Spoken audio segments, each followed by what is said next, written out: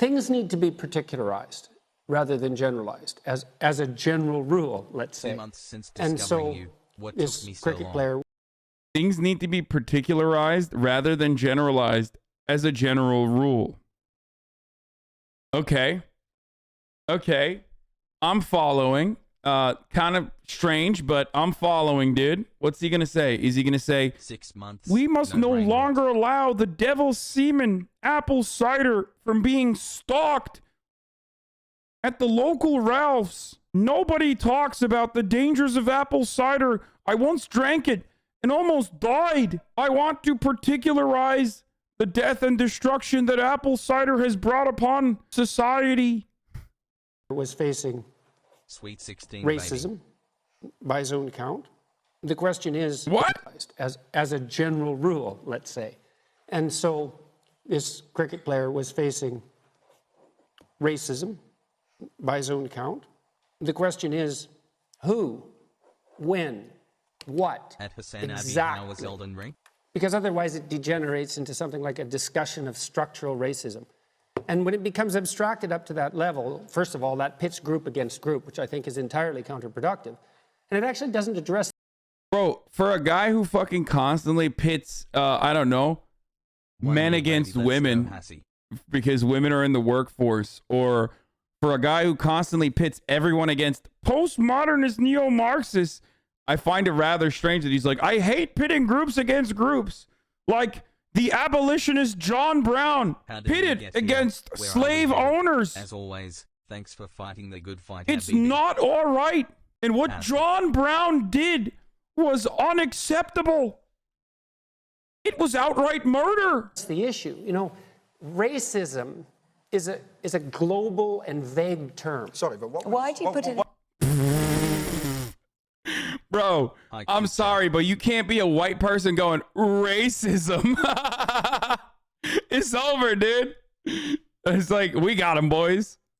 You know, racism. Oh, my man said racism in air quotes. How is this any different than like every fucking how I heard about the cricket player? He was Muslim and they forced him to drink alcohol when he was at the youth club. So I don't know what the fuck is going on with cricket. Okay, it's big in the other side of the world. I don't give a shit. I don't know what the specifics are of the Azim Rafiq story, but I love this part. Okay, hitting the fucking air quotes on racism. It doesn't get any better than that. You know what I mean? Is a global and vague term. Sorry, but what? Why do you put it? Why would you possibly do that? What did that mean? Because I said it was a global and vague term. The inverted commas. Dude. Come on, bro. This is the guy that looks like he'd be doing racism. You know what I mean? And he's like, whoa, what are you doing there? Huh? What the fuck are you doing there? Why are you putting air quotes on that? Racism there. As if it's not a real thing. No, that isn't what it meant. Well, what did it mean then? Explain. It meant that it's indicative of low resolution thinking. And what I mean by that is we use all these terms frequently in discussions like this that are He was containers of undifferentiated He content. was repeatedly called abusive terms directly linked to his ethnicity. By who? By not just one, but repeated members of the Yorkshire Cricket Club. He's had people contacted him. If it walks like a duck, Jordan, talks like a duck, I'm not it's a duck. It's racism. I'm not denying his experience. Right. What I asked was exactly who and when, and you just answered. Bro, that's crazy. So why is your first inclination when a fucking brown dude comes out and says like, I've been the victim to like people behaving in an incredibly racist way? Why is your immediate inclination to be like, identify it immediately, who, what, when, and where, and like individualizing it to like individual acts of racism, denying that systemic racism exists, and then going so far as to say that like racism doesn't even exist by hitting it with the air quotes? Like, what the fuck's wrong with you, dude? You maybe just like you're a piece of shit. I don't know. Answered that question. So I would say those specific people should be held specifically to account for their actions. before any movement up the abstraction hierarchy to a discussion of something like structural racism, which I don't think is helpful. Well, he has talked about institutional racism in cricket. He says that's what he's experienced as a term, institutional racism. Right, I know. And like I said, I believe that abstracting up the problem to that level of analysis does no good because it pits groups against groups. Yeah, that's what racism does, man. That's kind of what it does. And also systemic racism does that too. It's just like it does it in a way where it's so normalized that it's a part of our daily lives. So you consider that to be the default position, and you can sit there and act like you don't want anything to change because you don't see that to be an injustice. You don't see it at all, and you just deny that it even exists because everyone else around you also doesn't fucking see it because, again, it's considered the default position. That's it. What you're doing right now is leaning into that.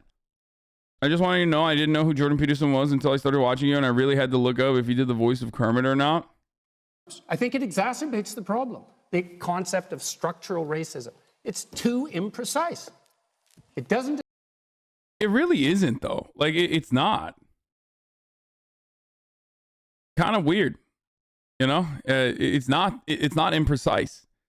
It's only imprecise if there is an active group of individuals that are doing their very best to make it seem like it's imprecise. You know what I mean? And there are. Okay. And you're one of them, actually. You're literally doing that. You are turning this concept of structural racism, which exists in like every part of people's lives, okay, in every area where colonialism has existed, and those attitudes have permeated throughout history, and a lot of those problems have gone unaddressed. There's always going to be remnants of that, right? Structural racism is when those individual acts of racism have been baked into our institutions, if you want to reduce it to individualization. So the only way that it becomes a vague concept is when you have thinkers, okay, quote unquote, thinkers that try to make it vague by saying, well, I don't understand. I don't understand. It's too vague. Why do people want to make like racism doesn't exist? A lot of people don't want to hear it. People go through their own problems, okay? And they don't want to fucking hear about other people's problems. They think like, well, what the fuck? I'm experiencing oppression and struggle too. Not recognizing that, like, you know, being the victim to racism or being a marginalized person in an otherwise like systemically racist society is compounding on the issues that everyone experiences. You experience issues from a class perspective, okay, because you're a worker. You get oppression force-fed to you as you exist in your daily lives, okay? And then there's a compounding factor on top of that in the form of racism. Or other kinds of marginalizations. And if you are part of the oppressive identity or oppressive class, you can make a comfortable living telling everyone, like, no, actually, this is fucking bullshit. This is fake. These guys are the real issues. The guys complaining about racism are the real issues. Anyway, is this interview recent? Yeah.